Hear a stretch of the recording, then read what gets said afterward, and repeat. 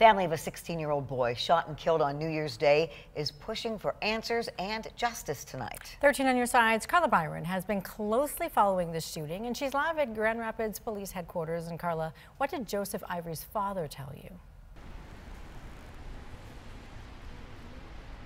Well, guys, he's hurting. Joseph Ivory Jr. or JoJo was his only son, and despite the police chief saying that there's a chance this shooting might have been accidental, his father tells me he believes this was murder.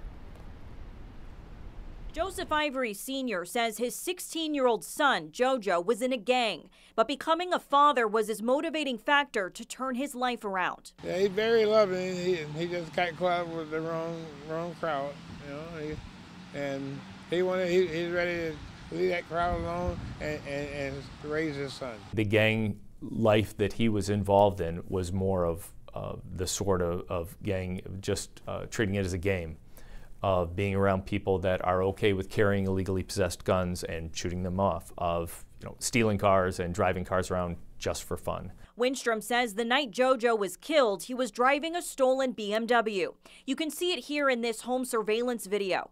The chief says JoJo was with a large group of friends firing celebratory shots into the air to ring in the new year, when his father says JoJo was shot twice. So there are a lot of people that should be able to step up and explain exactly what happened. There's a real possibility that that was an accidental death. Likely trying to drive himself to the hospital, JoJo ends up crashing into two cars on Boston Street. Ivory Sr. believes this was murder, and his son's fellow gang members set him up. Yeah, my son never even got a chance to pull his gun. How do you know he had a gun? Because he told me he's gonna fire off his firearm at midnight. A gun was not recovered from JoJo, nor the stolen vehicle he was driving. Ivory Sr. is hoping anyone will come forward with answers. My message to the people who did this to my son is, please, turn yourself in. Turn yourself in. Face your punishment that you got to get. That was my only son. I have 4 daughters and one son, had one son. And I hurt. I hurt a lot.